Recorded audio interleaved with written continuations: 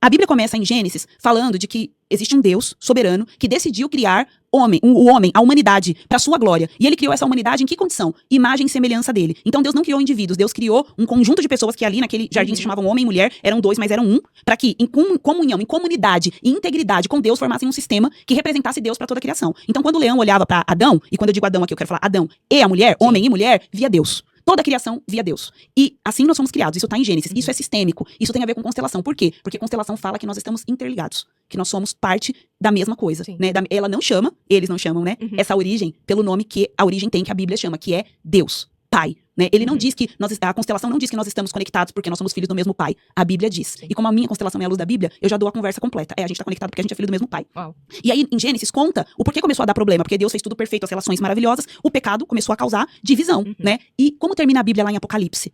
Em Apocalipse, o plano de Deus de fazer de muitos se concretiza.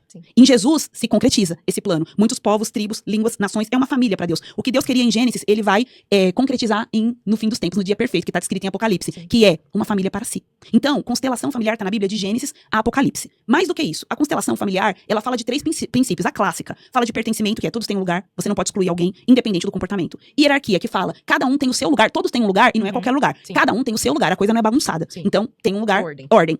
E o terceiro princípio é o equilíbrio, que diz que todos aqueles que têm um lugar, eles têm que conviver com o equilíbrio entre dar e receber, para que não cause desordem de lugar. Isso é o princípio da constelação. A gente não vai encontrar com esses nomes na Bíblia, mas a gente vai encontrar pertencimento, todos têm um lugar, com graça. Por que Deus age com graça? Para nos dar um lugar na sua mesa, para nos trazer de volta à sua mesa. Nós vamos encontrar como aliança, nós vamos encontrar como perdão. Todas as vezes que Deus está falando de uma aliança inquebrável com relação a Israel, por exemplo, ele vai dizer assim, ó, você foi infiel, mas eu fico fiel. O que ele está dizendo? Você não honrou o seu lugar, mas você não perde o lugar pela sua desonra. Eu sou o garantidor do seu lugar. Quando a gente lê na Bíblia sobre obediência, sobre bênçãos, sobre honra, sobre humildade, tá falando de hierarquia. Por que a gente obedece a alguém? Porque a gente reconhece o lugar dessa pessoa e reconhece o nosso lugar. Entende? Então, tudo isso, quando a Bíblia fala, tá falando de hierarquia.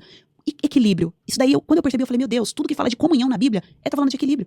Toda a base é as relações do dar e receber. Então, a constelação tá na Bíblia, de Gênesis a Apocalipse, quando fala de aliança, de perdão, de graça, de obediência, de humildade, de honra, de comunhão, da obra redentora de Jesus. Tudo isso tá falando de princípios que a constelação ensina, com outros nomes, mas que estão na Bíblia. Agora, você me perguntou a base bíblica. Pra mim, o versículo que melhor descreve a base bíblica da constelação é 2 Coríntios, capítulo 5, versículo 18, que diz assim, ó, tudo isso provém de Deus, que nos deu o ministério da reconciliação. Uau. Se eu fosse dar um outro nome pra constelação, um nome gospel, um nome bíblico, eu daria Ministério da Reconciliação. Porque o que a constelação pretende é causar, né, promover uma reflexão sobre a necessidade de curar vínculos e de reconciliar. E Paulo vai dizer aos Coríntios que reconciliação provém de Deus. Cristo veio para nos reconciliar com Deus e uns com os outros. É o princípio. Essa é a base. É isso.